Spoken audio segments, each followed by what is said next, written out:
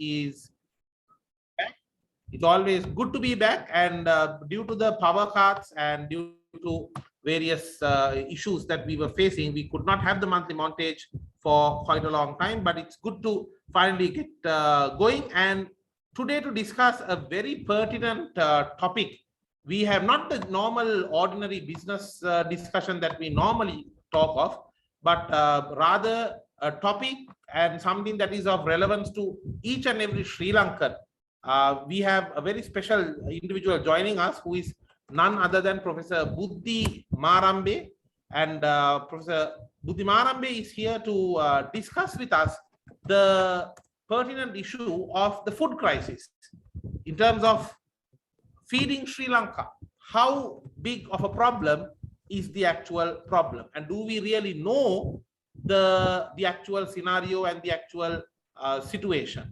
Now, Professor Buddhi Marambe is someone who needs no special introduction, but yet it is my esteemed honor to introduce Professor Buddhi Marambe today to you. So he's a senior professor attached to the University of Peradeniya. He specializes in wheat science. He's also the editor of the Agriculture Journal of Sri Lanka. He has also served in multiple different communities relating to agriculture. He has even served in multiple different presidential task force.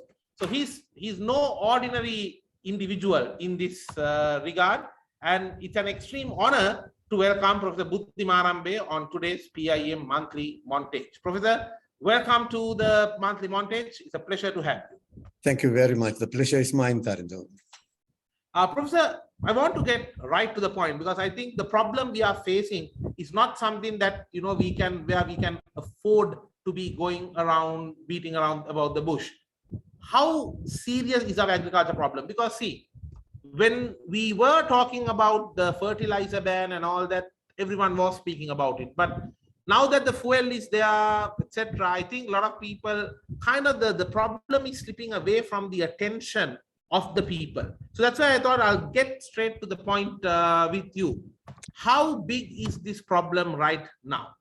That's the most important question. As you quite correctly said, Tarandu, a lot of people tend to forget what was there in the past in store for us and what is there in store for us as well. Statistics are very revealing. If you look at the statistics released by the Department of Census and Statistics, which is the mandated agency to provide the government-approved data, it categorically said the first quarter, during the first quarter of 2022, the agriculture sector has shown a contraction of 6.8%. And that's pretty serious, Taringu. Well, just today, the Census and Statistics also released the second quarter data. And this much serious. It categorically says that the agriculture sector has contracted by 8.4%. Moving further away from negative 6.8% in the first quarter, another negative 8.4% in the second quarter. Not good at all. The important part to remember is that the agriculture sector has affected very dramatically because of certain irrational policy decisions that have been taken. Absence of fertilizer, absence of other pesticides and so on. So altogether the agrochemicals, there was a fuel issue, and all those things have contributed, big or small, at a given level, and it has ended up in a situation that we all started feeling it heavily. But because of the alerts that the scientists gave, because of the forecast the scientists made with respect to the agriculture sector in Sri Lanka, it seems that the government has at least started listening and taking some prudent measures, pertinent measures, I must tell you, to overcome the issue to a greater extent, with coming up with some sound policies. Let me tell you a few.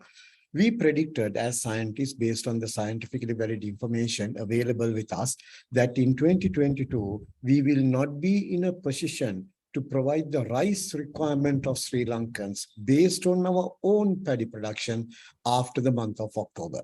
And you all know that Sri Lankans usually consume about 195,000 to 200,000 metric tons of rice, not paddy, rice per month. And our rice requirement is about roughly 2.4 million metric tons for a given year. So what we said was there'll be inadequacy or there'll be a shortage of rice in the months of November and December. This was said not for the government just to wait and see, not for you and me to wait and see whether it happens in November and December. But what you wanted the government to do is that, since we know there are two ways that national food security can be met. One way by, of course, maximizing the contribution of agriculture in achieving food security. The second way is that if there's a gap, we have to import and provide the requirement of people of Sri Lanka.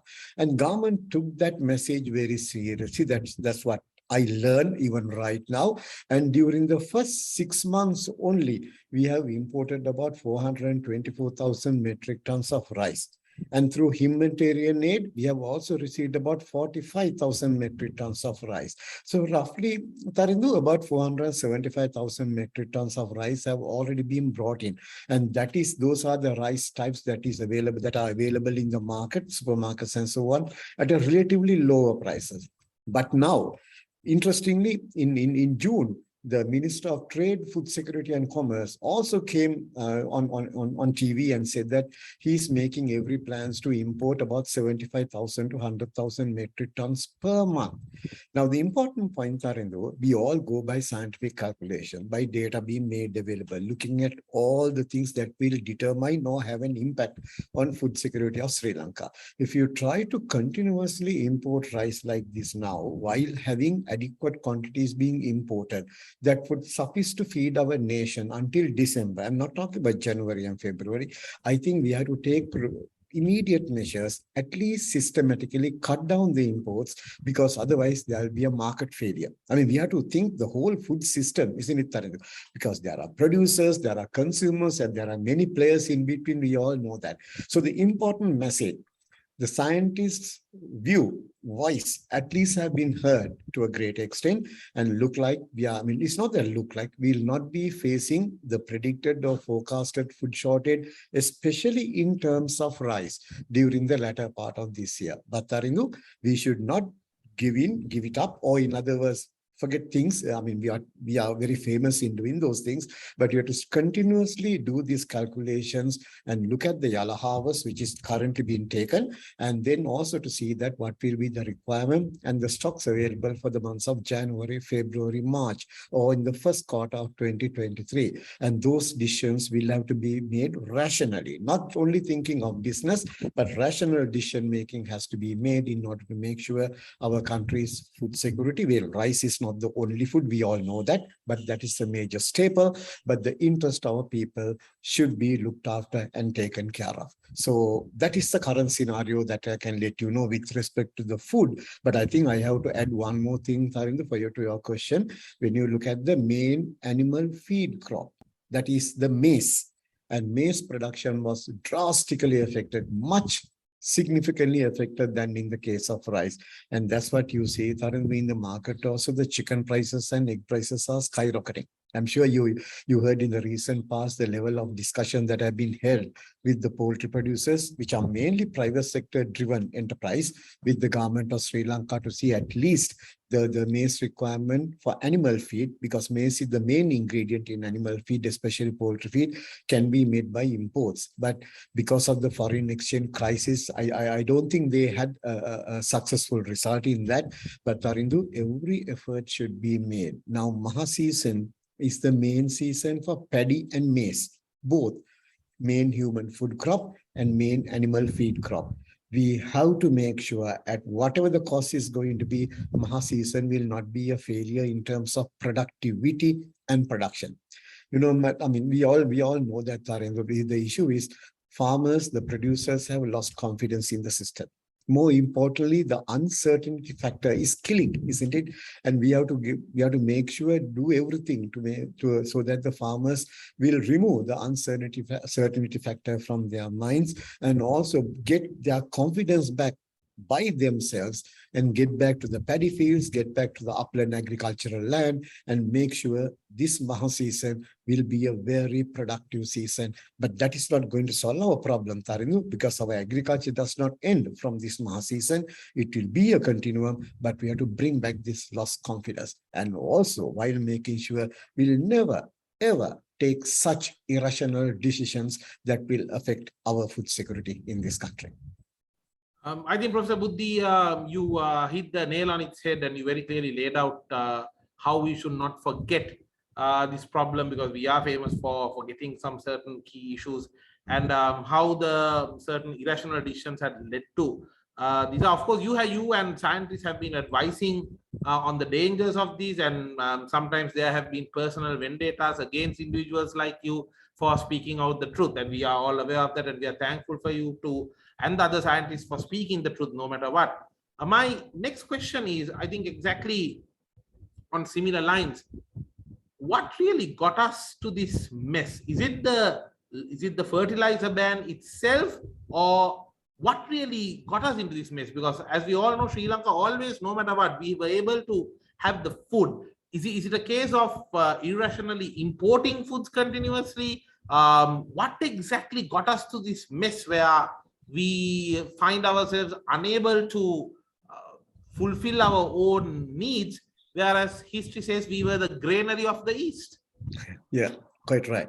I mean, we have a proud history actually, but only important point, Sarindu, we should be proud about our history, but not live in it. That's the important part. I mean, the world has moved forward, and since if you look at the time that we got independence from British colonial era, what the colonial rulers did to agriculture is something else, but we had to start from square one in 1948 and look at our agriculture industry and look at our food security. And our agriculture sector was evolving, Tarindu. I've been telling this for quite some time for everyone, that way back in 1950s, when our population was about mere 6.4 million or 6 million roughly, we have been importing 60% of our rice requirement at that time. And our average paddy yield, Tarindu, was merely about 650 kilograms per hectare. But thanks to the contribution made by scientists, more importantly, the farming community who embraced the technology. Variety is a technology. And we were able to breed new high-yielding varieties. And that mere 650 kilograms per hectare in 1950, we were able to uplift it up to a level of 4,670 kilograms per hectare. That is massive, Tarindu, in terms of food productivity, because our land extent has increased only by less than 2-fold during these past seven decades. But the productivity itself has improved by about 7.4-fold. And that itself tells you how the technology has taken care of the food security issue in Sri Lanka. Now, your issue was that what brought us up to this stage, very pathetic, I must tell you, but still one important thing, we have already spoken about it, this irrational policy making. And the second important thing, based on that, two most important inputs with respect to agriculture went out of market. One thing is fertilizer, as you quite correctly said. Second one is pesticides. Now, a lot of people might think, okay, look, this guy is trying to talk about fertilizer and pesticides, trying to promote pesticide industry, trying to promote the private sector industry in bringing in these things. Well, Tarindu, when something is required, when the import is required in order for us to have higher productivity and higher yields, to feed the increasing number of mouths that is being added every day to our population, though at a very slow pace, without that input, we are not going to be successful in our agriculture. You all know, you and me are here. I've been telling this many a times, that you and me are here discussing like this because our parents made sure we were given nutritious food at correct quantities at the correct stage of growth. So something similar to that happened even in the case of plants, which are living beings. Animals live in beings. If you do not feed a dairy cow with the adequate quantities of nutritious animal feed plus water, you will never get the required volumes of milk. Same thing happens with respect to a paddy plant, for example, maize plant, tea plantation or tea bush. All are the same. If you do not give the adequate quantities of nutrients, then you are done for. Fertilizer, Tarindu, are sources of nutrients. That's why they are called fertilizer. And when you apply them in correct quantities at the correct growth stage, then the plant will definitely provide what is required. Give an example, Tarindu, now if you take paddy production, for example, paddy production, that's our main staple. And it's easy to get this example because people feel it from the bottom of their heart when something goes wrong with paddy. Nitrogen application for paddy production is recommended in 4 splits. You have to apply total requirement of nitrogen in terms of urea as the nitrogen source 4 times during its life cycle. 2 weeks after planting, 4, 6, and 8 weeks after planting. In total, the sum of all those 4 times that you are recommended, that the recommendations being given for you to apply the fertilizer, make sure in high productive areas, people apply 225 kilograms of nitrogen per hectare. That is to make sure it will provide about 103 to 105 kilograms of nitrogen. Now, this is not a magic figure, Tarindu. This has been well calculated, well thought of with lots of experiments to say that if the intention is to harvest about 5 tons per hectare, then every ton of paddy that goes out from the paddy field will carry about 21 kilograms of nitrogen.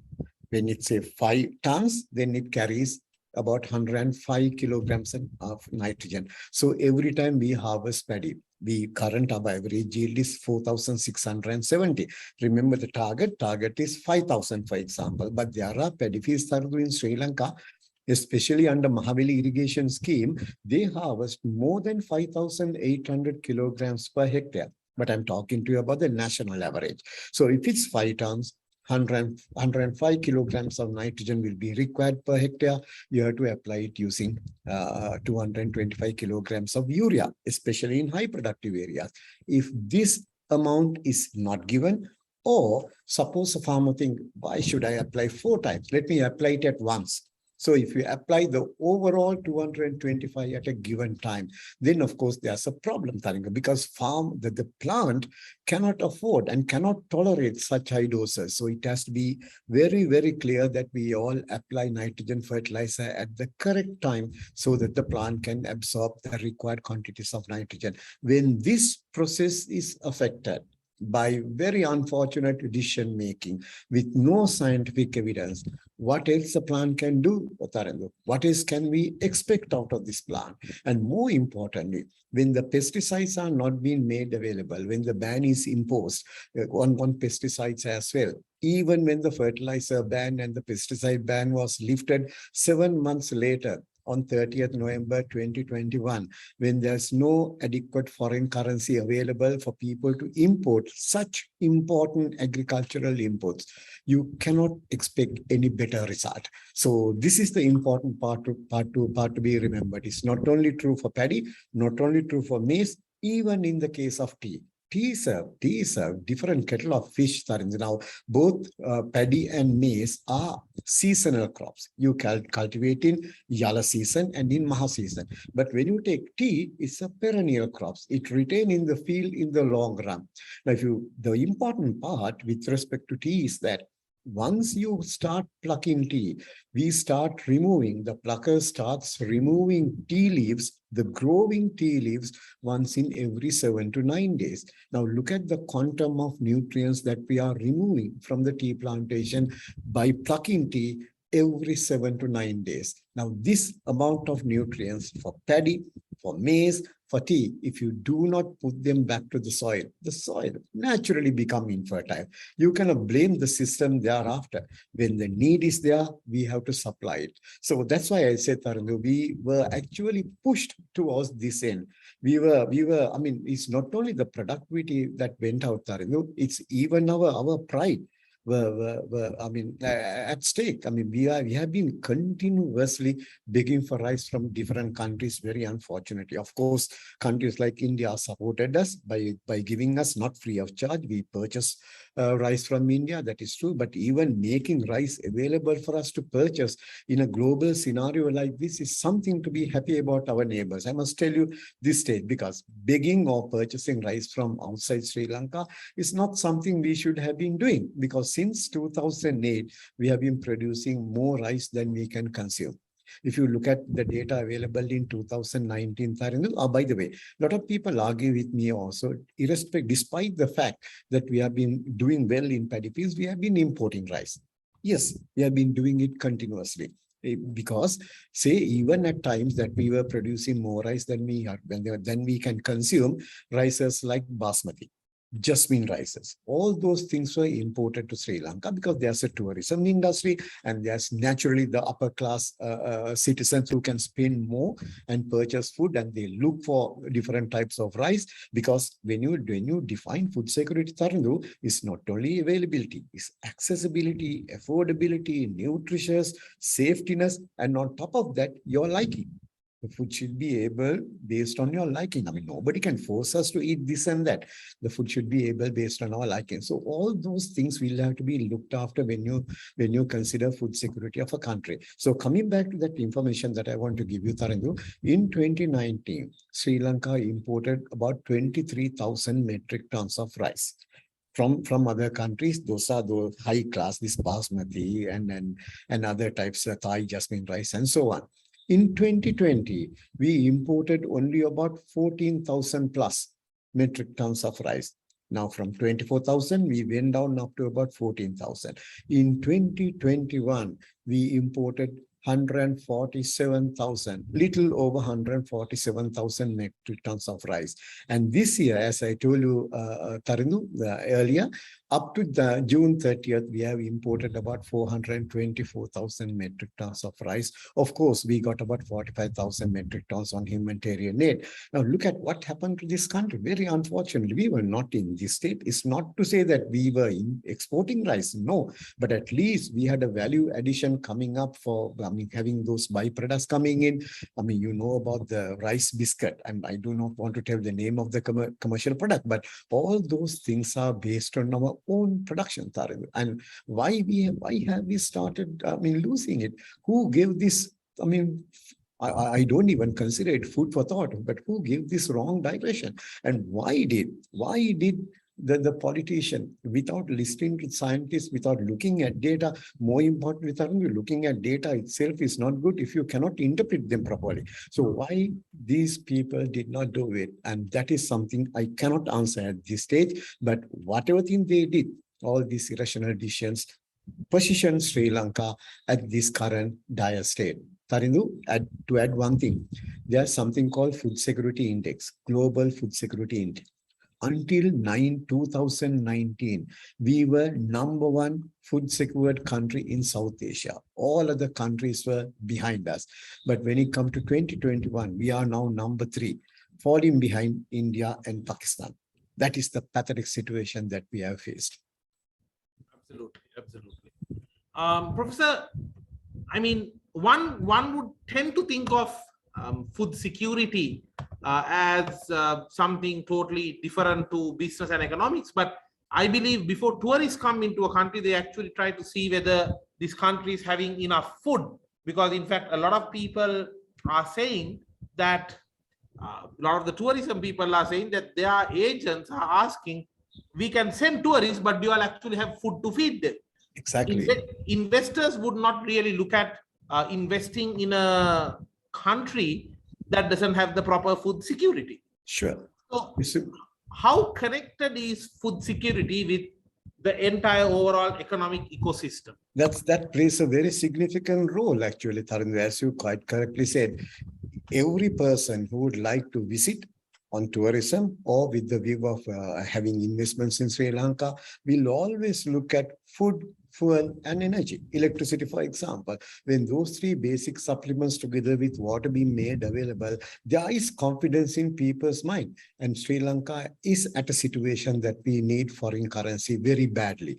And when we have lost those opportunities, even have lost the opportunity of getting more foreign currency through tea exports, for example, we are in a very poor state. That's why the Central Bank of Sri Lanka, as you know quite well, having all those strings attached every time when we try to start up up an economic activity, but our tourism industry has got affected. The investors who are coming into Sri Lanka with the view of having any investment, forget about agriculture, any investment in the country has got this negative feeling naturally because of the situation that we face right now. So food security has its own chain reactions. We have to understand this. And at least the policymakers should understand it right now. Food security does not necessarily mean the food availability. Is much beyond that. And Tarindu, to add to what you said, when you look at economic terms also, what is hidden in terms of food security situation is protein malnutrition. And if protein malnutrition take place in this country, this is not something that is new to us. Protein malnutrition has been there in Sri Lanka. It's a kind of persistent problem. But then when you look at the economic terms, the level of money, finances that we have earned from our own taxpayers, and the level at which we have invested on education and health is an extremely important event. Because when you see malnutrition, food shortages, you see them immediately. Quantity matters a lot, I do understand. But if the food is not nutritious, then the protein malnutrition, especially with respect to kids, pregnant women, and also lactating mothers and elderly people, including you and me. And the impact will be seen in 2 to 3 years' time. But by that time, the bus is gone, and all our investment, economic returns expected out of investing on health and education will naturally go for a 6. This is why we always said from the very beginning. A lot of people think that home gardens can do magic. People think home garden can look after your own food security. Well, to a certain level, I don't blame people for saying that, but that is not the case. Home garden is there to add nutritional value to your food plate. So that's why we have been telling continuously by foreseeing this problem for people to make sure grow some nutritious crop in your home gardens at the limited space available. We know there are limited space. When you come to cities, Tarindu, I mean, you cannot ask people to go and cultivate A, B, and C whatsoever. No, but at the limited space, have some type of vegetables. Wherever possible, go for fruits. If land is available, try to see whether you can cultivate some proteinous material, vegetables. We call it pulses, for example, like mumbi and so on. We know, Tarindu, everyone cannot do it. But people who can do it, our advice was to embark on it immediately so that at least part of the population will not get this hit, especially this hidden hunger, the protein malnutrition, which we are going to see in years to come if we are not taking prudent measures at this time. So it's all turning to economics, Tarindu, isn't it? All the investment that we have made to have a good healthcare system will not help when people do not have nutritious food to consume. And as you quite correctly said, people who want to visit Sri Lanka, the first thing they will worry is whether food is available. Now, whether the fuel is available, whether energy is there for them to make a living in the short term as well. Investors naturally will have the same thought of thinking because they don't invest for nothing. They are not coming to invest for charity. There should be a return on their investment. So all these things are extremely important aspects to consider whenever the time we speak of food security. Professor, to what extent are the global factors at play here? Because we know Russia, Ukraine is the breadbasket of the world, and there is a war going on there, and there are problems in getting Russian and Ukrainian wheat to the rest of the world, and that I think accounts for more than 50% of the total global supply of wheat as well, or something close to that. And on the other hand, we see there is the fact that in countries like some of the countries like even China, they are moving away from pork and they are moving more into chicken, the white meat, and that's the kind of meat that countries like Sri Lanka would consume more. I believe chicken is the most popular source of protein even today in the staple diet of Sri Lanka. Yeah. So then when the global chicken prices are going up, we see that problem. Yeah. And then adding on to this, you talk to the poultry farmers and the poultry sector players, they always say that the prices of maize, the prices of the chicken feed is on the rise. To what extent are these global elements having an impact on the food crisis here in Sri Lanka? Yeah, world politics, global trade, and I mean, all those things will definitely have a direct as well as indirect impacts, not only on Sri Lanka, but everywhere in the world. As you quite correctly said, if you take Ukraine and Russia together, they provide about 30% or 1/3 of the requirement of wheat in the world. And Belarus, which is not in the war directly, but importation, the exports from Belarus have got affected because of the trade embargo, which is on Russia and Ukraine, because Belarus is a country where we got our potassium fertilizer down to Sri Lanka, and it all got affected. This yellow season, where we are harvesting paddy right now, we could not provide with the potash nutrient, which is very extremely important in terms of grain feeding. You can have a panicle, or you can have a karala, as we call in Sinhala, but then if the seeds or grains are not filled with adequate food material, then the yield goes down. I mean, you are having empty seeds, for example. So potassium fertilizer is a must in that case, and we could not bring the requirement to Sri Lanka. So this is how we got affected on one hand. On the other hand, the wheat supplies and so on. I mean, of course, India was helping us to a great extent. Now there is a problem. Even from India, we will not be in a position to import wheat, because all countries are looking after their own food security rather than trying to look at your neighbors. Of course, the help came from India. We do understand. I'm sure if I do the calculation, roughly closely about $4 billion worth investment have been there from India to Sri Lanka to support in a crisis situation that we are facing. So basically crisis management. I don't think India can continue like that, Tarindu. I mean, the bilateral, there's a limit always that we can go. And I know the World Bank has already provided about 110 million dollars to bring in 150,000 metric tons of urea. But then we are still struggling to get that quantity. Our best hope is that at least the required quantity of urea will be available in Sri Lanka towards the latter part of October or even mid-November, because that is something that we require to make sure our paddy production get a booster dose. In other words, to have a very good season for us to go ahead and cultivate. So all these things are part and parcel of global trade, which is heavily affected by world politics, global politics, and of course, what is happening around the world, especially in terms of war, like in Russia and Ukraine. Now, China, if you take China is a major player in the agricultural input industry. You spoke about chicken, but China is the one that produces largest quantities of urea fertilizer. And China, last year's October, November, they decided to stop exporting urea, fearing their own food security. They have started curtailing the export of urea even right now. Take India, Tarindu, for example, from the globe, if you look at in terms of ranking, India is the second largest urea producer. Though they talk high about organic fertilizers and so on, they are the second largest urea producer. But there's an interesting thing. There's a policy level decision taken by the Indian government that urea produced in India will never be exported. You know what happened even for Sri Lanka? When Sri Lanka wanted support from India to get down about 65,000 metric tons of urea, we were given money through Indian Exim Bank, but then we were only able to get urea from Oman. But the money came from India, the product came from Oman, because India, though is the second largest producer, they are also a net importer of urea. So they have been getting these shipments from Oman, and two shipments landed in Sri Lanka for about 65,000 metric tons. So this is a level at which world starts moving ahead, and there's a global economic recession. We all know that. So food scarce, food security scarce is there everywhere.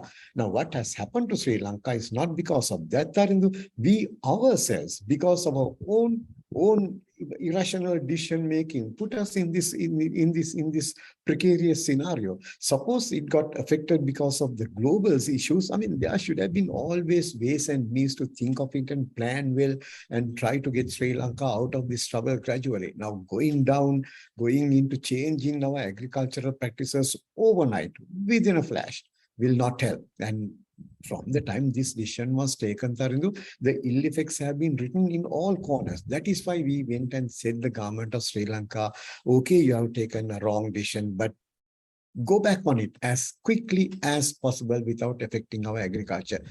They did not listen. Now look at what has happened. There's a foreign currency issue and there's a global trade issue. Now, all those things are adding fuel to fire and affecting our agriculture badly day by day. So, I mean, a lot of planning will have to be done. We are now going through a crisis management. Crisis management is like firefighting right now. We have identified the problem. If you look at the interim budget that was released just a few weeks ago. It's written everywhere, the need to make sure country's food security is achieved. We learned that there's be a food security plan to be developed. We learned there's a food security bill will be coming up. So a lot of things are there in the interim budget for the next 4 months. I'm sure it's a forward-looking budget which will add more muscle when it comes to the actual budget of 2023. I sincerely hope it will feed in a lot of information. So the important part, Tarindu, you are quite correct. The global politics, the world trade has a bigger impact in Sri Lanka, but we should have planned it well. If not for this very poor decision, the worst decision ever, to me, Faridhu, this was the worst decision ever taken by our politicians since gaining independence. We should have overcome the problem quite prudently, quite effectively, if not for such sudden decision taken by the government and implement them. Professor, now I think you very clearly explained about what got us into this mess. There's a question, and I would like to open up the forum for those who are joining us via Zoom, as well as those who are especially joining us via social media channels to raise any questions you may have. There's one question raised to us through social media, Professor, and that is the effect this has had on the small scale farmers, because you know, they kind of live season to season sometimes, and they are the real stakeholders of this industry as well. But if you take a bag of fertilizer that used to be 3,000 rupees, now they have to pay 15,000, or in the black market about 35,000, 40,000, 45,000. I'm sure you meet these farmers on a very regular basis, Professor. Tell us, how bad is their plight? As you said, it's bad. I mean, what we are trying now is not to make it worse. Of course, we think in real economic terms is worse, but remember what I told you, Tarun, what we are trying to do right now is get back their confidence and to make sure the inputs, the most important inputs will be provided to them. So get back them onto the agriculture field and cultivate with confidence, and more importantly, get this uncertainty component now. This phobia, this uncertainty, as I told you, is killing. And I mean, when there's uncertainty, no work can be performed with a target, right? This is not what should have happened with respect to agriculture in Sri Lanka. About 70 to 80% of the paddy farmers are, cultivating less than 2 hectares of land. I mean, that small piece of land is further fragmented depending on the family sizes and so on. So the impact is dramatic on the small scale farmers, and they are the heart of agriculture. We know that.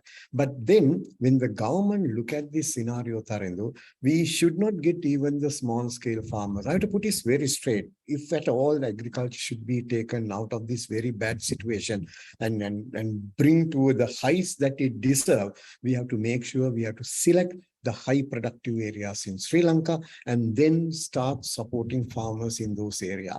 I mean, I'm always telling people that poor becoming farmers and farmers becoming poor are two different things. We should not let the second part happen. When a farmer becomes poor, that is pretty serious. And nobody should think agriculture is the Pandora's box, for example, to get, do the poverty alleviation in this country. No, there should be different other mechanisms. Agriculture is to feed the nation. Let the best people who can do agriculture do it. Support them. I mean, rather than trying to support unproductive land by giving fertilizer free of charge or any other subsidy, will not provide any return to that investment. Take Wetzone, for example, Tarangu, Colombo, Gampaha, Kalutara, Gala, part of Makara and so on. The relatively low paddy yields achieved from those areas have let down Sri Lanka, for example, in terms of national average production. If not for those lands, our national averages would be gone even above 5 tons per hectare by now. Now, India, for example, Tarandu, with such a vast land area, still trying to break the 4 ton per hectare barrier. Sri Lanka has broken that and moved well above that for quite a long period of time, thanks to our scientists, academia, and as I told you, more importantly, farmers and all the players in the food system. So, I mean, this is something that we have to look into. Let the poor be looked after by the government. I mean, when they are subject power, there should be some ways and means to look after the citizens of Sri Lanka. But in terms of subsidies, in terms of providing support, is the high productive area that we have to look at. And the farmers who have the capacity to do that. Not only the financial capacity, the knowledge capacity. That's the most important part. So let's get them going. Let them support agriculture in Sri Lanka. Let's focus the subsidies well targeted. Naturally, when you are most vulnerable, I mean, subsidies will have to given by any terms. I don't know what the terminology that they try to use, but you have to make those people living, as I told you. But for agriculture, so get it moving. Let's start focusing on high productive areas, at least starting from this Maha, whenever the time government want to provide the material, agricultural inputs and so on. I told you, urea will be brought in thanks to the money, $110 million provided by World Bank. Muriate of potash, remember I told you earlier, because of the Ukraine-Russia war from Belarus and other countries, we were not in a position to import that. But this time, highly likely chances, maybe even from Canada, we'll be able to bring in some muriate of potash. And Asian Development Bank has provided $40 million to bring down 36,000 metric tons of urea. We are struggling with TSP, triple superphosphate. And remember that recently, Tarindu, when the USAID Chief Administrative Officer, Miss Samantha Power came into Sri Lanka, she finally, after visiting a field of farmers, is quite strange, isn't it? Usually they visit politicians first and give pledges to them, but this after meeting the farmers, she was quite confident that the US government will be providing $40 million to bring down about another 36,000 metric tons of triple phosphate. So this is the way it is happening right now. But Tarindu, we will get all these aid and support just for one season. All those subsidies are crisis management, nothing else. So let us together plan. I've been telling this to the relevant ministries, secretaries, DGs, and everyone. Next Yala season, which is to start from March towards latter part of March, to be planned well from now onwards. That's why we require food security action plan. That's why we require food security bill or policy passed by the parliament. We should never allow, I've been telling this to you as others also, that the food security is our national security. We should not allow anyone to touch our national security in terms of food security. And that's where all these regulatory measures are important as well. Some very strong words from you, Professor, as always. The truth, no matter how tough it may be.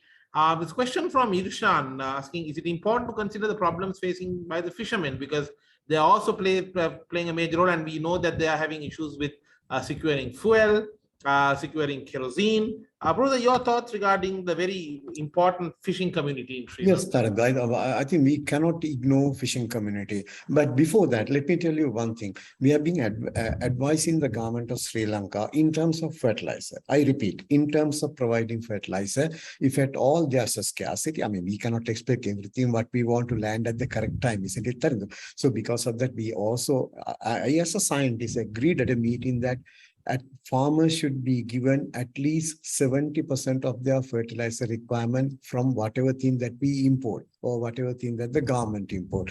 Remaining, farmers can also purchase them from what is available in the open market at high cost. I do understand. But then even at the agrarian service center, there will be a chance for most of the people to purchase organic fertilizer as and when required. That's one aspect of it. But then, interestingly, Tarindu, to tell you the truth, until this year, we also didn't even consider fuel as one of the key important input with respect to agriculture. For farming community, yes, it has always been. So this is where government have to set their priorities. Of course, in terms of fertilizer, providing fertilizer, I have always been telling for the first 4 months until end of this year, for starting of the next Maha season, let's give priority to paddy, maize, and tea.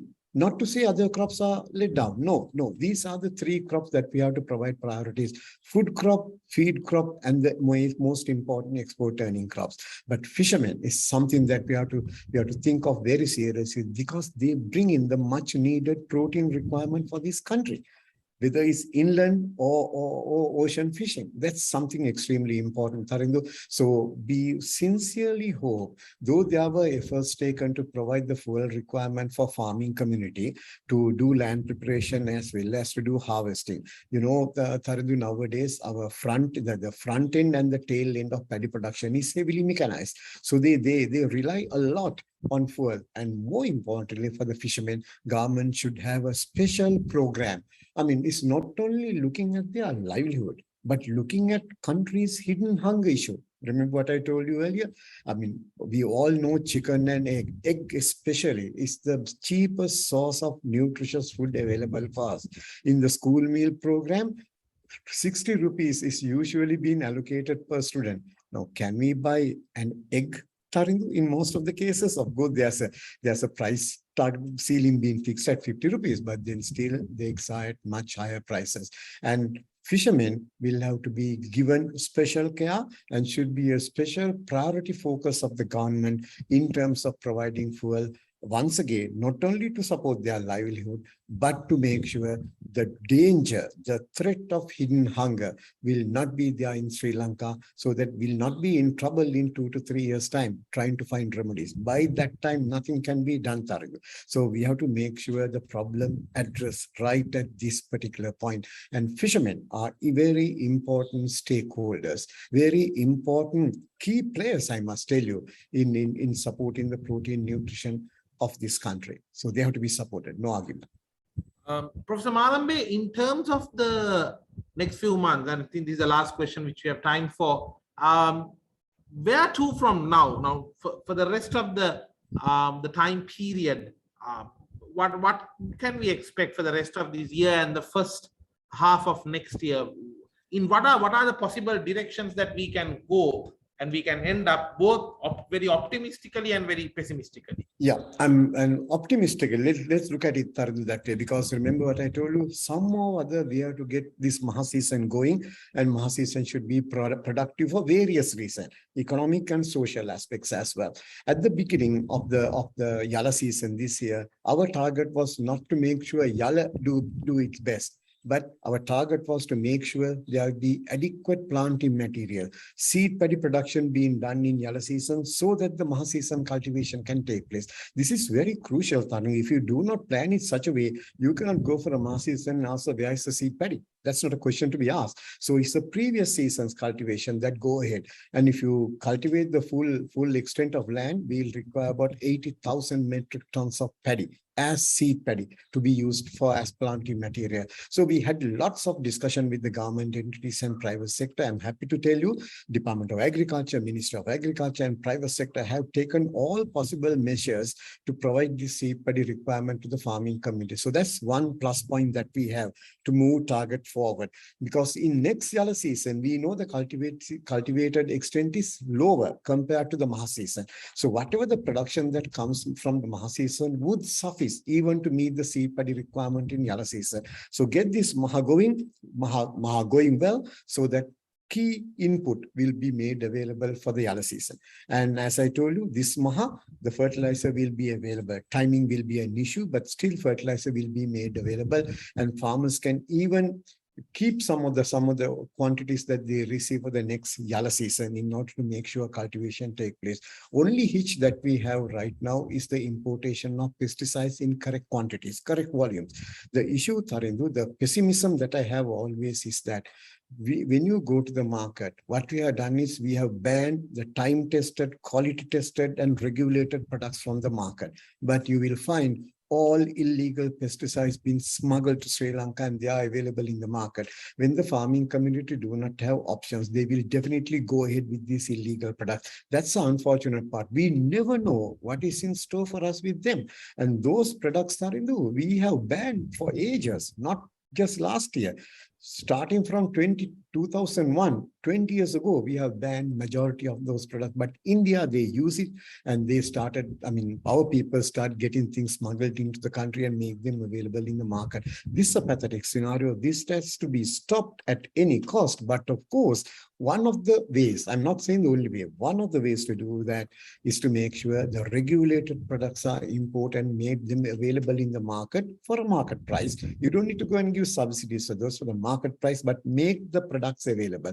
And Government is on those lines right now. Whether they be successful or not, we are watching. And of course, we are also trying to help. For every government in this country, Tarandu, our job is to give the correct advice and to make sure things happen on the ground. If the government is going in the wrong direction, it's our job is to bring them to the correct course and take correct decisions to support our country. So in the future, remember what I told you, the food security plan, the food security bill, and also targeted subsidies. Not every, sorry to use this term, Tarindu, not every Tom, Dick and Harry will get the subsidies as it, I mean, it cannot be blanket anymore. So let's go ahead with target subsidies. Subsidies will have to be provided. But of course, Tarindu, for example, nobody asked fertilizer for free of charge, like what the government did in 2020 based on election promise. Election pledges are something, but think of the country and think of the future. Once you start getting people something free of charge, everyone lose value. You and me are not exceptions. So this wrong approaches should be taken out of the system. You may go ahead with subsidy as crisis management for this Maha season, but not in the season coming from next year. One good thing that happened with all this irrational decision making that I'm always blaming is farmers were given a knowledge, given awareness of the importance of adding organic matter. I'm not using the term organic fertilizer, Tarindu, organic matter, not only paddy fields, but everywhere when agriculture is done. That is a proven fact. With chemical fertilizer, when you add organic matter, organic manure, that is the situation where you get the best productivity in terms of land. And a lot of benefits can be achieved. Any negative impacts of the use of heavy fertilizers can be taken care of with this organic matter application as well. So country look like it's in the correct direction. I sincerely hope the 2023 budget will be more proactive, forward-looking, and to make sure it will help agriculture to get a leap jump forward to overcome this current crisis that we are facing.